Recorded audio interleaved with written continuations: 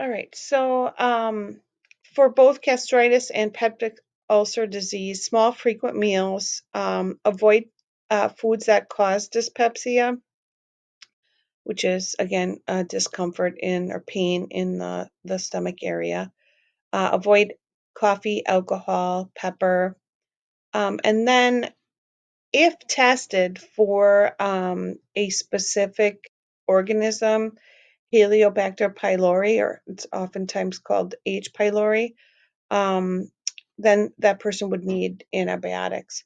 But most often, someone with gastritis or peptic ulcer disease usually needs to be what's called NPO for 1 to 2 days, just to allow that area to rest and that mucosa to rebuild and cover that exposed area.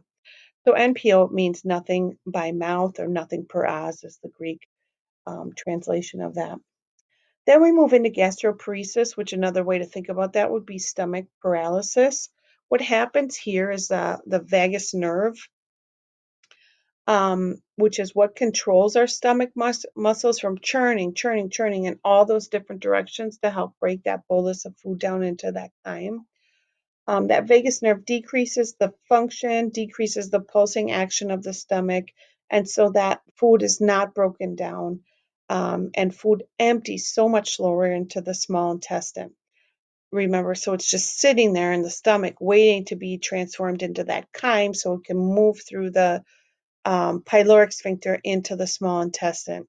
And if that stomach paralysis or that vagus nerve isn't stimulating those muscles in the stomach to break that food down or mechanically digest that food, then we have a much longer sitting time in the stomach. So MNT here for gastroparesis would be small frequent meals, limit fiber and high-fat foods. Again, those high-fat foods are staying in our stomach much longer. And then consuming foods in liquid forms can be beneficial as well. Gastroparesis, we often see that with uncontrolled diabetes because of that nerve. Again, it's that vagus nerve that isn't functioning. So oftentimes a complication related to uncontrolled diabetes is nerve disease. And we think of nerves like the feeling in our toes and in our feet. But really, we're seeing nerves all throughout our body affected by uncontrolled diabetes. So gastroparesis, very often, if you see this condition, it's related to poor control of um, diabetes.